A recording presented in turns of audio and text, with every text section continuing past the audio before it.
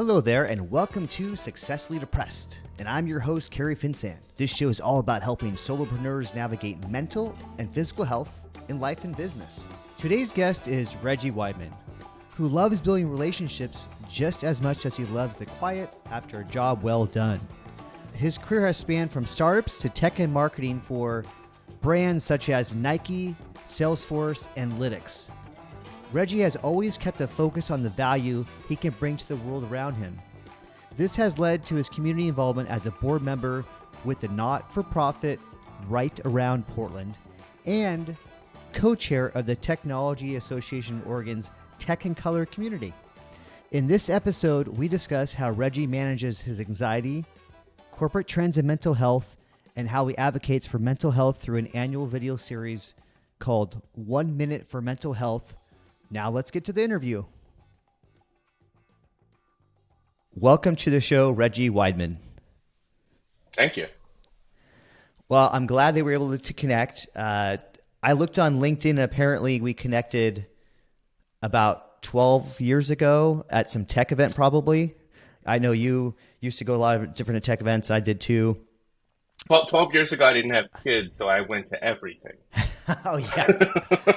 That makes sense. Yeah, that makes a lot more sense. It was actually a big time for networking. It was pretty big, kind of early in the tech world here in Portland and kind of growing into now there's so many different new companies popping up left and right, but that was kind of a special time. I said the Green Dragon. Oh, yeah. Yeah. Beer and blog. All these great things. I mean, when I started Taplister, that's where I met everyone basically there who we started a software company about beer. But I'm excited to have you on the show. I really like what you've been doing last year that I found out about, which was new to me, was your mental health minute that you're doing.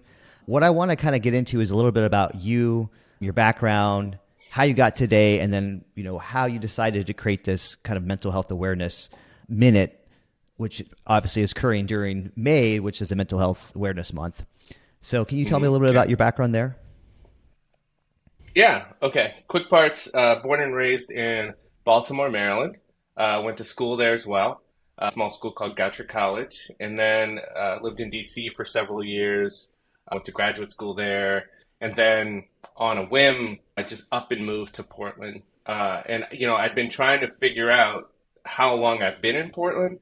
And just recently, yesterday, they announced that the REI in the Pearl is closing after 20 years. And that is the first place I ever worked in Portland, right when they opened. So I've been here 20 years. Nice.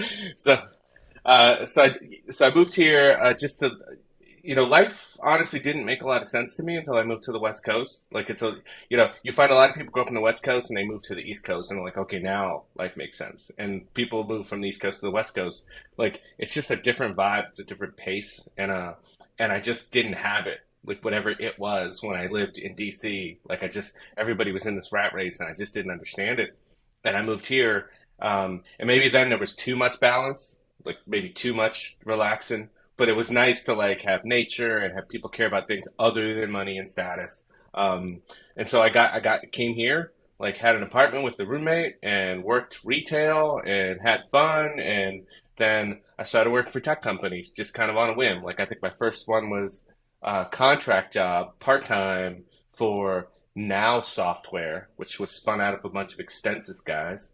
And then I went to work for Wells Fargo in their technology management office, testing their mortgage software, which was miserable for about a year.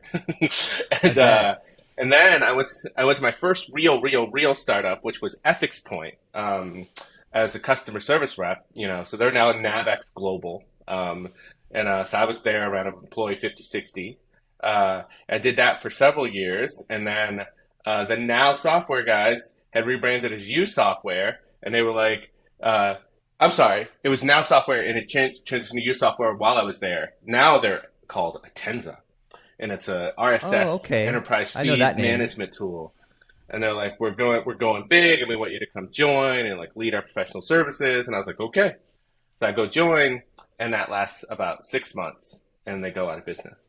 And they were doing a big project for Cisco, and they were partnering with this user experience design firm And so I was interacting with them. So user experience design firm reached out to me and they're like, hey, we heard you're on the market. Come work for us. And I was like, well, what do you do? And they're like, we do user experience design. And I was like, I don't know what that is. So they hired me and they basically taught me the discipline. Dwayne King, was the CEO and founder. And I learned so much and I'm forever grateful. And all of our work at the time was done like on behalf of the digital agencies in town. So back then, agencies knew UX was important, but they didn't source it in-house, right? So we were doing that for all the agencies around us. And so I was in this weird position where I was getting to like work on these like cool digital campaigns, but like in this very specific way. And I just became enamored of digital and advertising and marketing. So then I went a firm called 10-4. I was at 10-4 for about 2.5 years. And we were just this cutting edge, like kick-ass, don't care what you think digital agency, and blew up big and burned out fast. So that was like another 2.5 years. But we did great work for some of the biggest brands like in the world, like really like in just the briefest amount of time. And so then I went back to another startup. So that would have been JanRain. So that was RSS, or not RSS. We already did RSS. This is now a social login. So like using your social identity to log into digital experiences and then brands being able to sort of, we can say it now, harvest, steal your personal data. That's not what we called it back then. We called it sharing. But they take your data and they use it to, build a profile and target you with, experiences and products and what have you. And then I just wanted to I was like, I want to try big.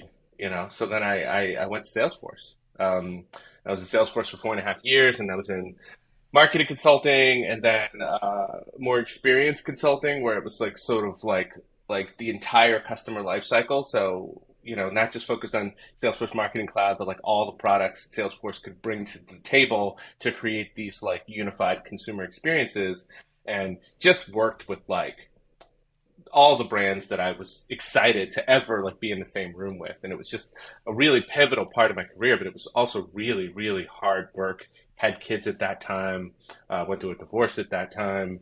And so that's what led me to being sort of kind of burnt out and needing to do something different. And so when the opportunity to join Lytics came along, that's kind of where my mindset was, when I was like, well, like I can focus on something specific like CDP, consumer data platform, smaller team, smaller company, fewer politics. Let's see what happens. And then the pandemic changed everything. So that kind of is how I got to where I am professionally. Thinking about the pandemic, it was, that first year of the pandemic, I had become super focused on mental health. And the reason I became focused on mental health was because of a focus on physical health. Because during that time, particularly at Salesforce, I was like, I got really out of shape. Like I was overweight, and I had a great doctor. He's still my doctor. And he's like, hey, like you're fine now, but like you literally will be dead in 10 years if you don't change things. So I started running, I started working out, I started counting calories, changing my diet, and got really physically healthy. And saw that like there was a process that I could follow to do that. And then I started really dealing with anxiety, which has been a lifelong struggle for me. But I really reached a point where I couldn't manage the anxiety with, humor or alcohol or avoidance tactics. Like it was really like impacting me and affecting me. And so I really had to just like face it head on. And so I kind of thought about my anxiety like the same way I thought about like re-architecting my physical health. Like, one, we should talk about it. Two, I should make a plan for how I'm going to deal with it. And three, execute against that plan and be kind to myself when I fail. So I had conversations with my doctor about medication. I decided I didn't want medication. And looked at the research and was like the physical exercise really was a factor in helping to sort of limit anxiety, but also sort of cleaning house on like what you were dealing with in your life, like the things that were causing your anxiety. I did start using like a one over the counter product I use is it's a cortisol product that balances out your cortisol in your system. So whenever you're having an anxiety spike, cortisol is spiking in your system, and cortisol it causes you to like It causes your heart to race. It causes your body to start. So basically, cortisol is what helped you survive saber-toothed tigers. Like a saber-toothed tiger's chasing you, your cortisol spikes. You have all this energy. You run. You're hyper aware of everything. Your body starts saving The fat fight or because flight. it doesn't know. Yes, it doesn't know when you're going to eat next, right? So people wonder, like, why did I gain weight? It's like, well, because you have anxiety and your body decided to, like, it doesn't know what's going on because we don't have saber-toothed tigers anymore, right? We have like taxes and difficult Social conversations, media. right? So, right? So, but it's spiking the same reaction that it was life or death, thousands of years ago. So, like, understanding these things and figuring out, like, how do I interact with and manage these things became really important for me. And it actually worked. Like I actually was able to take control of my anxiety. And it doesn't mean I don't still experience it, but I can largely avoid it. And when it comes upon me, I know what to do to mitigate it and to get through it, right? And so, like, that was my thing. And what led me to wanting to do this was there were two pivotal moments. I guess there were three. So we'll jump all the way back to when I was 12 years old. And when I was 12 years old, I had an older brother who passed away. I was really struggling with it, which is, who wouldn't be? And my mother decided to put me in therapy, and my father was against it. And they fought about it, and my mother put me in therapy anyway. And the lesson I learned very early on, at such a young age, was that, like, there's no stigma in going to therapy, which a lot of people still have a stigma around going to therapy. But also, I learned that there are people who would judge me for it, like my father. There were people who would say, that's a weakness, like, get over it, like, be a man, right? So that was one thing. And then the second thing was, once I'd gotten through my anxiety journey, there was someone who I mentored, and they approached me, that they were struggling with anxiety, didn't know anything about me. And they were talking about that they were struggling with anxiety when asking me for advice. And so I talked to them about techniques for dealing with anxiety. I talked about cortisol manager for dealing with anxiety. I talked to them about, this is normal, like, don't, like, let this get you down. And I helped them and supported them and followed up with them to get through their anxiety. And it always bothered me that I didn't do one thing that was super critical, which was to tell them that I also suffer from anxiety. Like, literally more important than any of the other things that I did was to just tell them, because that's what we struggle with. Yeah. Whenever I have these conversations, I always say there are three topics, divorce, abortion, and bankruptcy, that if you bring up, someone will raise their hand. But if you don't bring it up, nobody will ever bring it up. Right? So, like, for me, it's, like, super important. Like, just talk about it. I suffer from anxiety. I've largely conquered my anxiety, but I still suffer from anxiety. It's something I will have with me for the rest of my life. People seem to like me. I seem to be relatively successful. So it's not something that's destroying me. So if you suffer from anxiety, know that. Let's deal with it. I'll help you, right? And so that was the thing. And then, so those two things. And then the third really was the pandemic. Like, the pandemic hit. I had a lot of time on my hands. And I was trying to figure out, like, what to do with it. And I also knew that, like, I was reaching out to friends, and friends were reaching out to me. It was that time, like, during the early pandemic, everybody's like, you good? You okay? Checking, thinking about you. Like, that's what we were all doing. And I was like, well, how do we, like, support each other in this environment? And so I decided, well, maybe I'll make some videos and, like, post them to the internet, see what happens. So I literally just, like, on a whim started recording videos in May for Mental Health Awareness Month, like 3 years ago. Just me in my dining room. Just topics like, here's something that people should be talking about, or here's something that people should be thinking about, or here's a lesson, And the first year is really weird for me. It's, like, hard to watch. It's really hard to watch.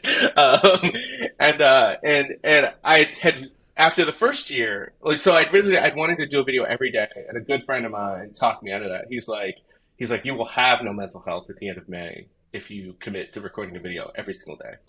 So I didn't. It was like every 3 days I did a video, and that was tough. And then for year two, I was like, well, I guess I'm going to do this again, but I really still have that goal of doing a video every single day. And so then I was like, well, I'll just ask other people if they want to do videos. And I started asking people, I was like, hell yeah, I want to do one. And I was like, okay, this is like a thing. And then it just kind of grew from there. And then so the third year was much more. My lytics actually supported the third year, and so it was much better produced and everything, and it was really good. Um, and then when I started to think about the fourth year, I, I just wanted like there's so many things that I wanted to improve upon, and I just like but there's it's gonna be like last year because I don't have the time or the bandwidth to do it. And then the layoff happened, and I was like, well, what a gift! Like I have this opportunity now to really turn this thing into something so much cooler and higher impact than it's ever been, but also to leverage. You think about this, they're 1 minute videos, and there's a silly reason for that, but they're 1 minute videos, and like if you went to the site and watched every single video, I mean, it would take you just like a little over an hour to watch all of them Yeah. for 3 years worth of content. Like, who doesn't have time for that? Like we all talk about like, I'm so busy, but like, really, you don't have time to watch a 1 minute video only on weekdays every day for a month? I think you do. You do have that, and you have time to share it, and you have time to pass it on to like people who you think need to hear this message. You know, so yeah, it's been really powerful for me personally to like be able to put this out there. But honestly, the gift for me has been one thing that I had tried to do with year two when I started doing it with other people was to like dictate like this is going to be depression week, and then we'll have anxiety week, you know. And it was like, but then that puts you in a position where it's like I have to go, hey, do you have depression? Would you like to talk about it? So I This was like, I week can't is do that. Depression's greatest hits. Right? So it's like that's not feasible. So I said I just have to put it out there and just see what happens. And the most amazing thing that happened was like people wanted to talk about things that these people were people who I'd known for years, close friends. Many of people were people I don't know at all, and we're only meeting through this project. But had lots of close friends, and they would talk about things that they had never shared with me. And now they're suddenly like delivering this video to me. Like, so I have a friend who I'm very close to. We talk about everything, and she's in tech, and I figured she's gonna do a video about being a woman in tech and like how much harder it is, and like the discrimination women face, and this and that. And then I get her video, and I watch it, and it's about postpartum depression, and I'm like, oh, I did not know that she suffered from postpartum depression. The reason I didn't know is because it's none of my business. But I didn't know. And her video helped so many people. Like so many people watched that video, and it was like, okay, I can talk about this. I can talk about this thing that I'm experiencing that I was expected to just go back to work and be a trooper. But actually, I'm really struggling. So I'm glad this person is actually raising this and talking about it because I have this experience too, and I thought it was just me. I thought there was something wrong with me. She actually says that in the video. There's nothing wrong with you. And that to me is the most powerful thing because I get thrown for a loop every year. Like it was like, I know this person, I know their history. This is totally what they're going to talk about. And then like, nope, completely different and incredibly powerful. I fear I'm rambling at this point. Well, let me interject. No, it's good, all good information. I have a bunch of you covered a lot of things I want to talk about, a lot of different talking points. What comes to mind right now is first, what I feel. We talked about this before we started recording today is something you're passionate about. When something is authentic, you don't need high production value when you make something. Like you said, you're doing it from your dinner room table. I'm just doing this in my upstairs office. It's a basic setup. Yeah. And we always judge ourselves. I'm like, oh, look at that person's setup. I'm always like, look at their lighting. How come I can't make my lighting like that? There's always something. But I think it takes courage to just do something. And I know with you doing this, you've done it about 3 years. I started my podcast last year, and just getting, being a voice and getting things out there, it can be very scary. Open up that much about yourself. But I know videos like you're doing and what I'm doing, hopefully that can help people out and just see, oh, wow. Like I know I was diagnosed with ADHD just a few years ago. It explains a lot. And there's some great things about like hyper-focus is when you're like an entrepreneur type person, you just can laser focus when you're really into something. But then if you're not into something else, the one thing I will say about ADHD is that it's not that people can't focus. It's just hard for them to focus on things that don't interest them. That's what it's about. I was listening to some people's videos on YouTube that talk about, just average people talking about ADHD. And I'm like, oh, that's really cool. I connect to them. Like, there are other people that do these weird things that I do that I'm like, why am I doing this and stuff? Anytime you can bring a community together and gather people, have them tell their stories, it's very important. And I think it has to be organic. And when you were talking to people like, this is depression week, I think sometimes you need to kind of maybe give the person some suggestions so they kind of have an idea of maybe what to do. But yeah, if you kind of put it in this block, then it's like kind of more forced and everything. So I do like that. I see that you've interviewed or you've had for minutes on that and all different type of people, different types of mental health and different careers and different points in their life. So I really like that. What's cool about this episode, I wanted to contact you because I was like, oh, it's almost May. And this will be up before May, so hopefully we can get more eyeballs on what you're doing. Appreciate that. Yeah, definitely. As far as Mental Health Minute that you're doing, you now have kind of a co-partner in that. You want to talk about that a little bit? Yeah. So Lizzie Schooler is a co-host of 1 Minute for Mental Health now. Last year, she actually was one of our presenters. So if you go back to last year's video, she contributed a video. And, Lizzie is somebody who's very dear to me. And I've been sitting around, trying to, find somebody to, co-host this thing with me, right?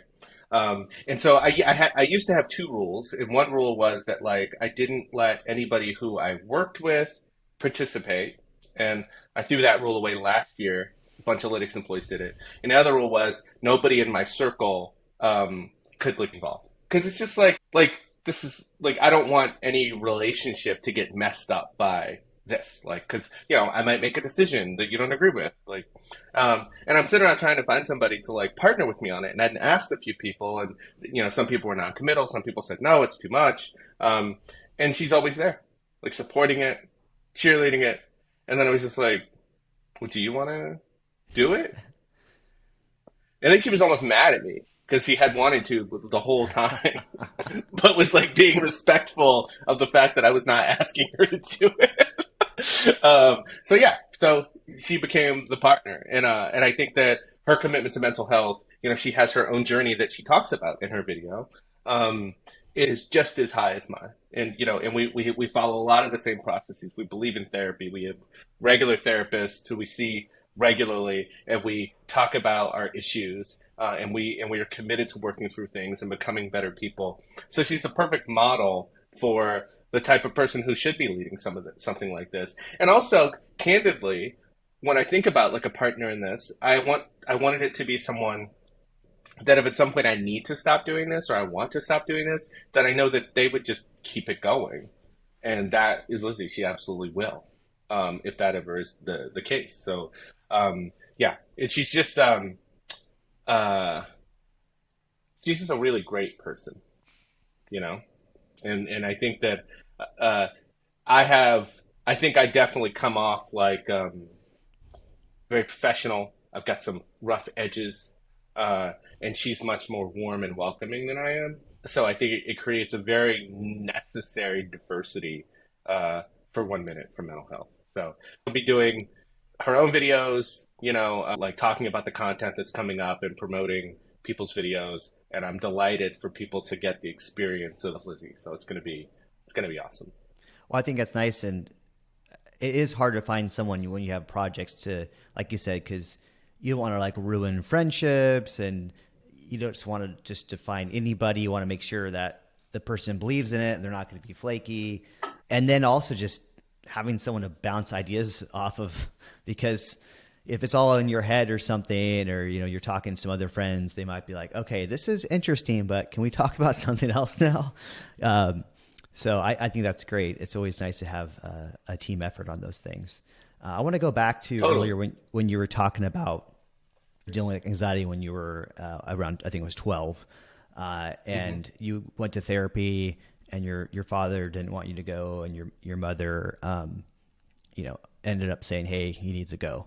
I think I can relate to that in some ways from the fact that I think when we were kids, therapy really wasn't a thing, and anxiety really wasn't a thing. Like I definitely had anxiety as a kid. I didn't know what it was, and you don't really know how to express to anyone what it is.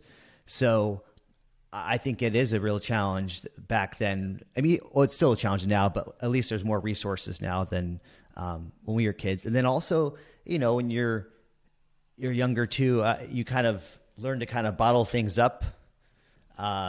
If you aren't going to see a counselor or anything, and if you keep doing that over and over time, it gets deeper and deeper, and then there's just more anxiety in you, and you don't know what to do with it.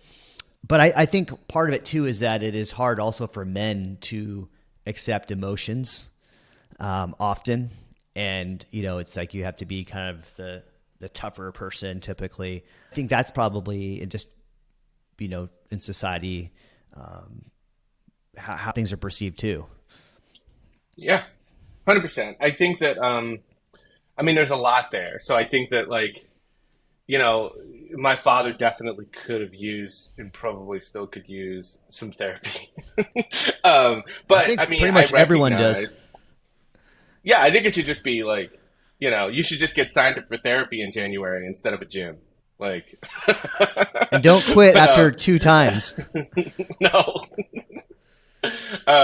But I think he definitely was raised in that mold of never show any weakness. And I also think that there's some racial dynamics there as well. I mean, in particular, he knew how hard life was going to be for me, and I think that if I can show him any grace, I can recognize that he feared a world in which I was not strong and what it would do to me. I understand that, but then the other piece of it, again, the racial component is black women handle shit. They just handle everything, right? They just do. They're And, tough, and very so, tough. yeah. And so my mom just looked at the situation. It's like, this kid needs therapy, so he's going to therapy. End of story. We're not talking about anything else. And so I'm forever thankful that that's the perspective that she had. Because I don't even think for her, I mean, for her, it's interesting going back to my health analogy, because for her, I don't think she understood mental health or that she understood how therapy worked or anything. I just think it was if he needs a Band-Aid, he gets a Band-Aid. If he needs, if he needs a splint, he gets a splint. If he needs to go to therapy, he goes to therapy. Shut up. I'm doing it.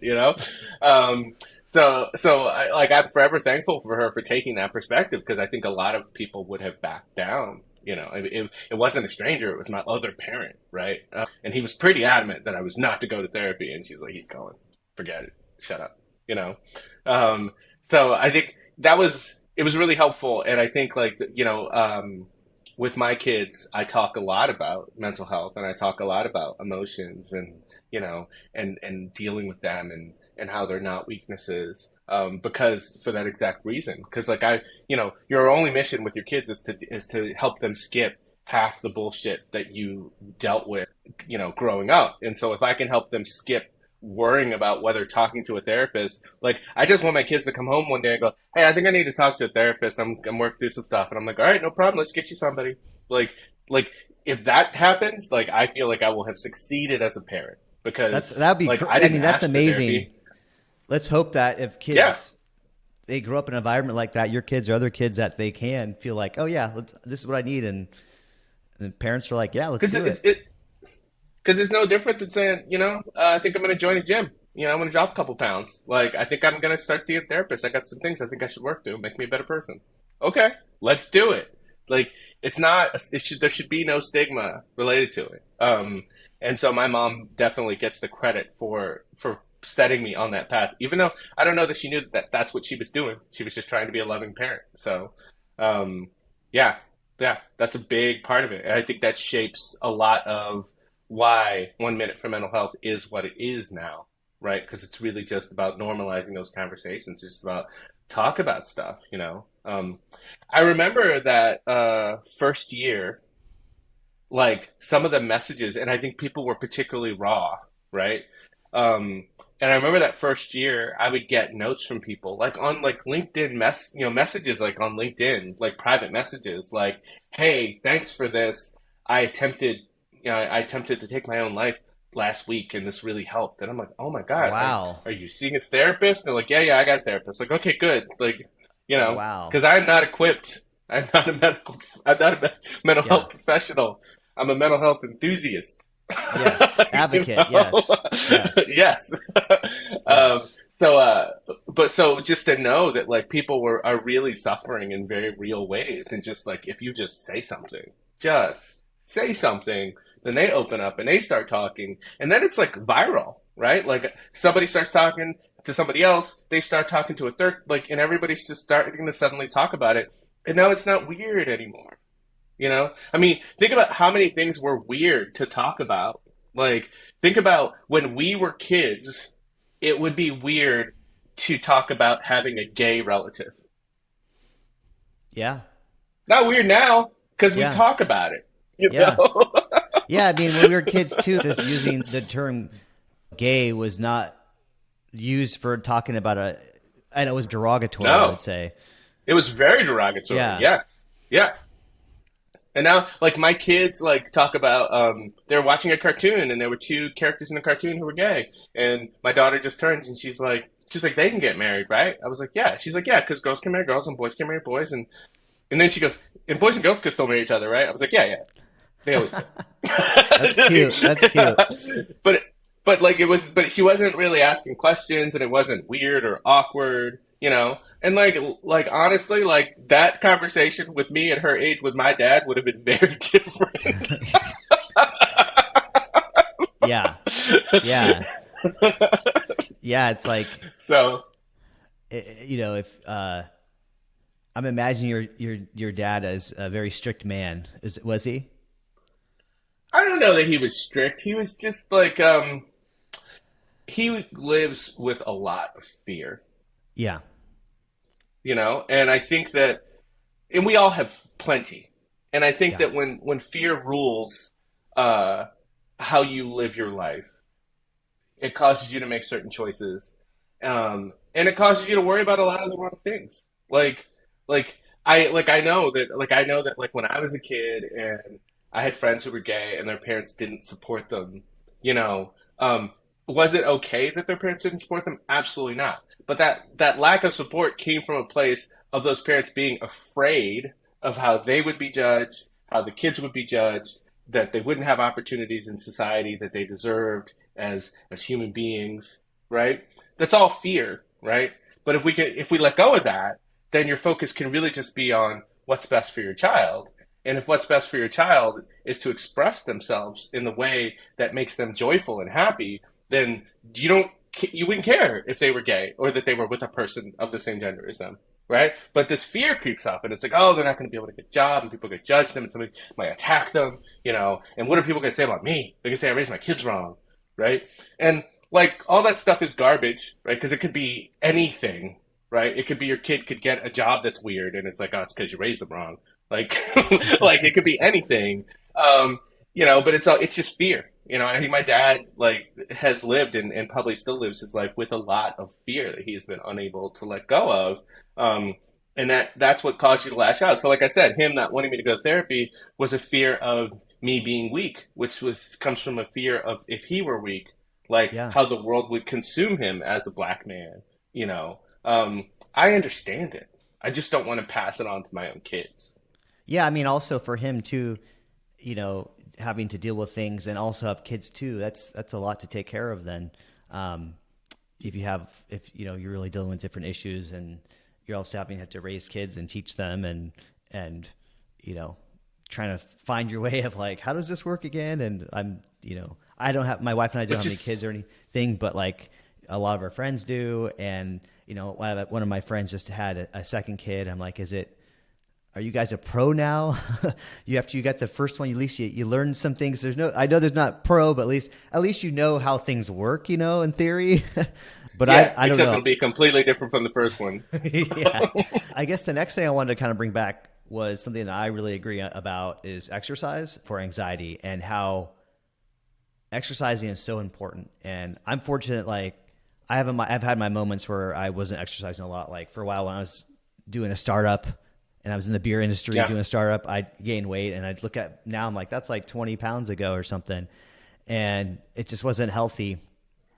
And I love going for walks. I mean, unfortunately right now the weather in Portland has not been so great lately to get outside. Yeah. But there's always something you can do. I actually went to Lloyd Center Mall, which is kind of depressing, honestly. And I walked around for 2.5 miles just because I'm like, the weather's bad. I don't feel like doing anything else. It's low key. But after I do that, I'm like, oh, I'm going to do it for 10 minutes. Then I'm going to do it for half an hour. And just, it makes you feel better. If you really attack it in the morning, it helps you come over some demons. And then if you overcome those, then usually you set yourself up a pretty good day because you are more even keeled and you have more energy. So tell me about how that's helped your kind of exercise regiment. Yeah, I mean, I think so. The first thing I'd acknowledge is that like exercise is a privilege, and I know we don't think of it as one, but there are plenty of people who like can't do it, whether you're differently abled or whether your economic status is such that like it's just not something that is an option for you. Again, referring to my dad, he had gained a lot of weight, and I told him, I convinced him to join a gym, so he joined the gym, and then he told me where the gym was, and I was like, oh well, you should just walk there and walk back. So that like doubles like the exercise you'll get once you work out at the gym. And then you probably don't have to do any cardio at the gym. You can just like do some weights or stuff and then walk home. And he like looked at me and he's like, this neighborhood is too dangerous for me to walk to the gym. And I was like, oh yeah, I didn't think about that. Like he was still in Baltimore at the time. But he's like, I can't walk there. He's like, you crazy? And I was like, yeah, I didn't think about that. So I recognize that exercise is a privilege on multiple levels, financial, situational and, ability. But I agree with you that it's really important to focus on your physical health as a component of your mental health. And they're just interconnected in ways that I think we're even only just learning to understand. I do think that like when it comes to exercise, like the most important thing, and I think this is actually the thing everybody struggles with, is your exercise has to be something that you enjoy. And that's, I think, the biggest thing, because some people are like, you know what, I'm going to lose weight, I'm going to start running. Do you like running? I like running. I enjoy it. But if you don't, just do something else, like anything else. But like, don't do something because it's just going to cause you to stop. It's going to cause you to actually resent it. It's like, the analog would be if you start seeing a therapist and you don't like them, find a different therapist. Like some people stick with a therapist that they don't connect with, and they're like, yeah, it didn't really help me. It's like, well, if you don't trust or like your therapist, like they can't help you. Like that doesn't mean they're a bad therapist. It just means that you guys don't connect in that way. So, so finding something you enjoy is incredibly important. And I personally find that it's important to like actually set like an external goal. So like every year I try to run the Helvetia half marathon, which kind of sets me up to have to like train. So I'm training for it right now. So I have to train for this thing, right? I can't just like go out there and do it. And then training for it is a 6-month commitment. So I started in January, start training, and it's in the first week of June. And then I'll probably do another one in December, and then that kind of puts me in a space where I'm like perpetually training. Again, these are things that I pay to do, and I have a privilege to be able to do them. I have a privilege of working in types of jobs or not working where I can just exercise.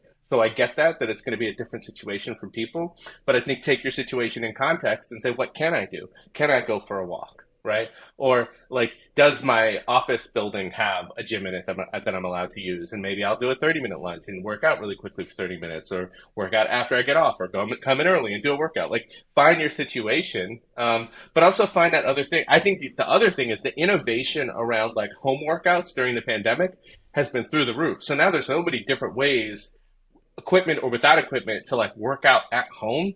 And I think people need to take advantage of those things as well. But also if it's hiking, like figure out like how to take hikes a couple times a week, especially as the weather warms up. But find the thing that works for you, that you enjoy, that you'll actually look forward to doing.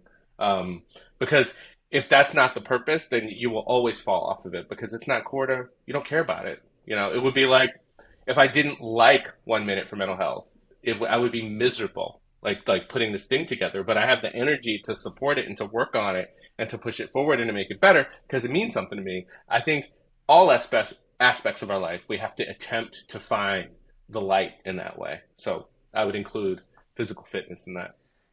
Yeah, definitely. And I think the other thing too is, as you touched on, like hiking, it's getting outside is so important.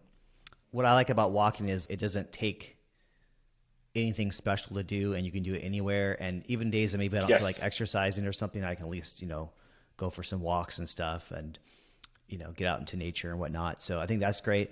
Other thing is not setting goals you're competing with other people all the time. Like it's better to compete with yourself. I'm slowly getting better at that myself.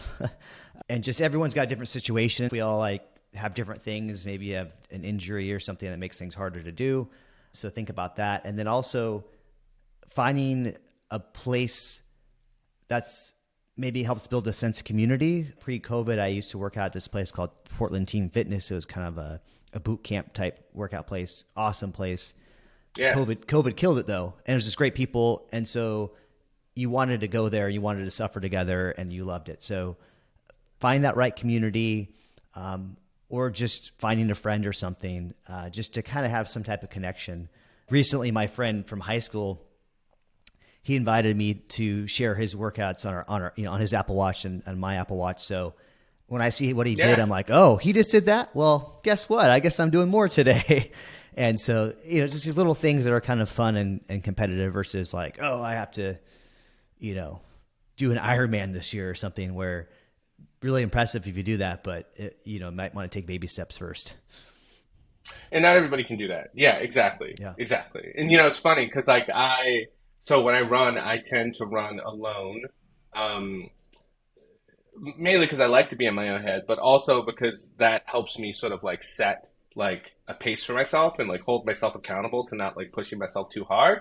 Because if I run with somebody who's faster than me, I will try to maintain their pace. I will either run alone or I'll run with people who I know are slower than me, and I'll run at their pace. And then we enjoy ourselves and, maybe have a conversation. And then you're still getting some exercise, but you're also getting some socialization. But yeah, the competitive part is tricky, right? Because you just got to be careful. But I think it's also just, if you're intentional, you'd be like, okay, I want to be competitive with somebody who's at my level. I don't want to be competitive with somebody like during COVID, I started running with a bunch of guys who didn't run. And I got them into running, but they were all like in their 20s.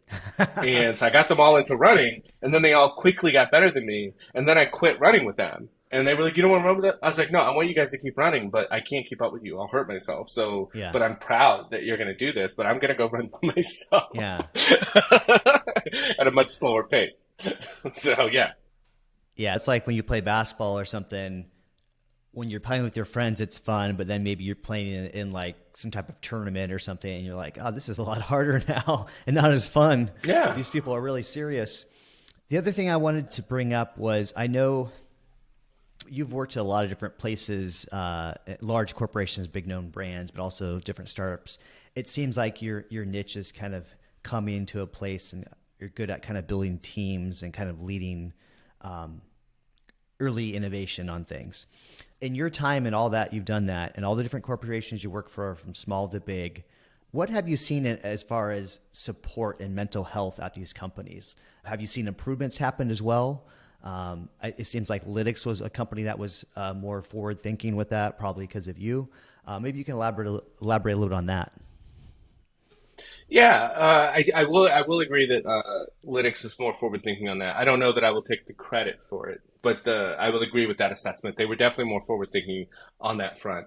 I think that the pandemic changed a lot of perspectives, and I think part of it, like the mass resignation component of the pandemic, where people were like, I don't like this life I have related to this company, so I'm just going to leave.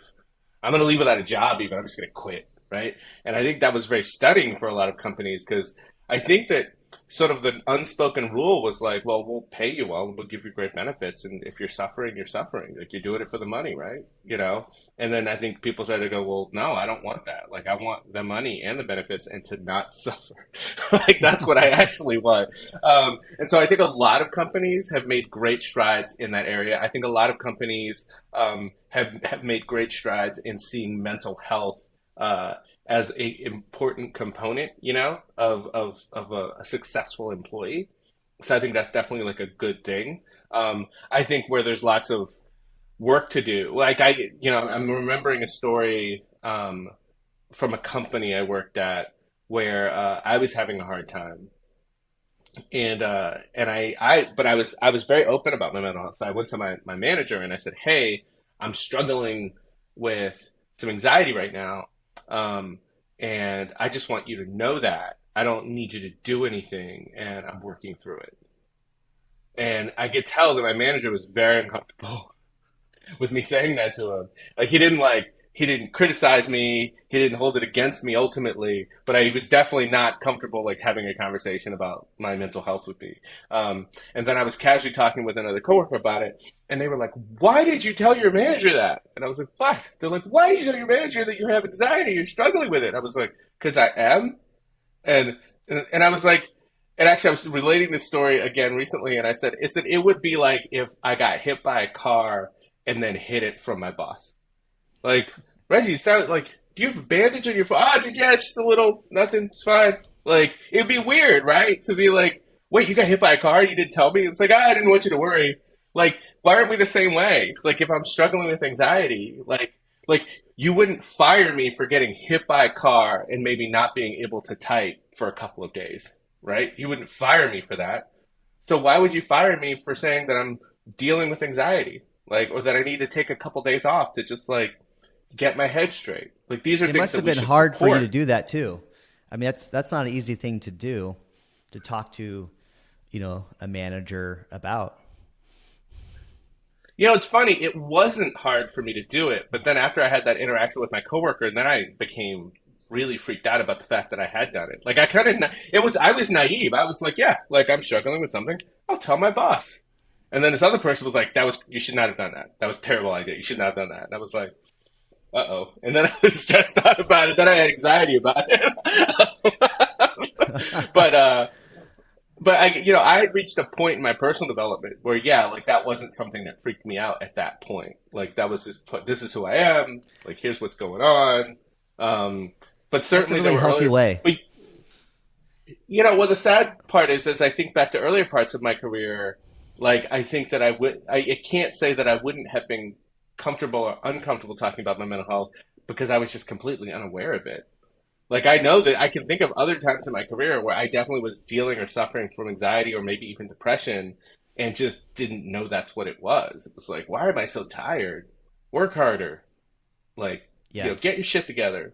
Like, um, but at that point, I was fully aware of like who I was and what I was worth and like and what I was dealing with. So I was comfortable just saying it to my boss. But then, yeah, this other person gave me pause when they were like, "That was a mistake. Shouldn't have done that." Well, But I think, yeah, I think. Go ahead. Sorry. I was to say some companies are a lot harder to approach. I've worked at some companies where it it probably wouldn't be good if you said something like that, and that's where probably your coworker is like, whoa. And I've dealt with some of this stuff before, and I did a little bit of research last year, a little bit of research this year. But like one thing you do is, if you do tell, management about that, and you say you need some type of help, they're supposed to, by law, within reason, accommodate what you're dealing with.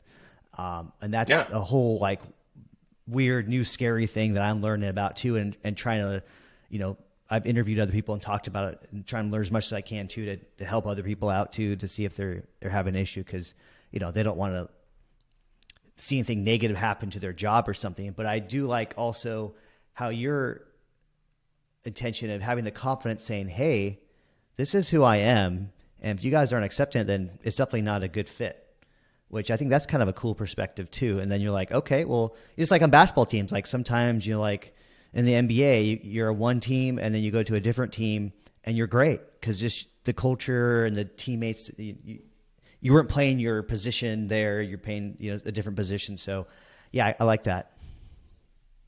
I mean, not to be too absurdist, but Yeah, again, taking like the back in time example, like it's like let's go back in time and say, hey, we found the perfect candidate for this job, but they're in a wheelchair and our building isn't accessible. And they were like, yeah, well, too bad, find somebody else.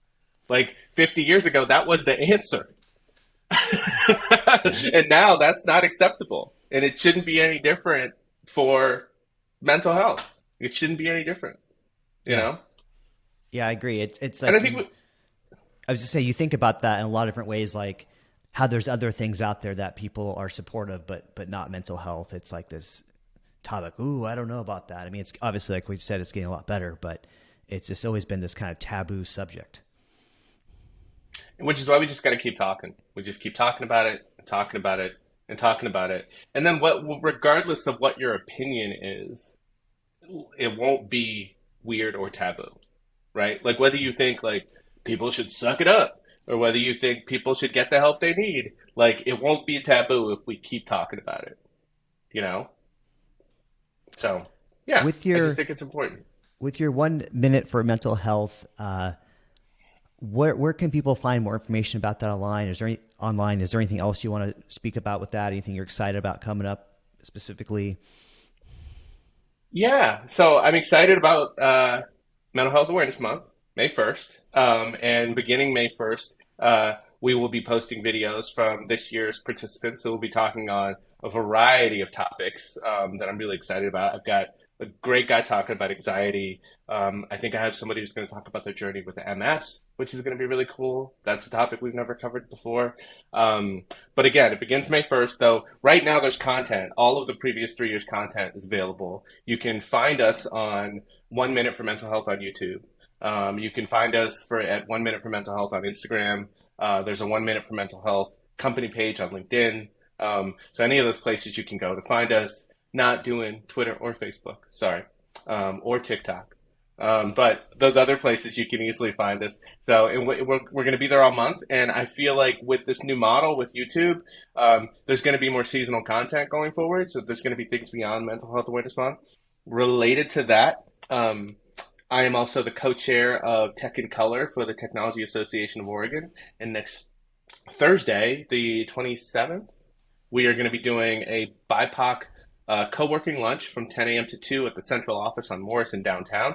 And there's going to be a component of that that will be related to Mental Health Awareness Month that we'll talk more about as we get through that session. But like if you're a BIPOC person in tech that just wants to connect with other BIPOC people in tech, we're having this co-working day. Lunch is provided. There'll be space for you to work, Wi-Fi, everything you need. You can just come and you can just work, or you can come and you can network and work, or you can just check it out and leave. Whatever you want to do, it's a space for you. Or just get some free food. Or get some free food. And then in late May, the dates and other logistics have not been finalized, but I'll be doing a panel for OEN on founders in mental health, probably in like the last week of May. So look out for that as it gets finalized, it gets announced. But that's the little bit of stuff that I've got going on for the next 6 weeks.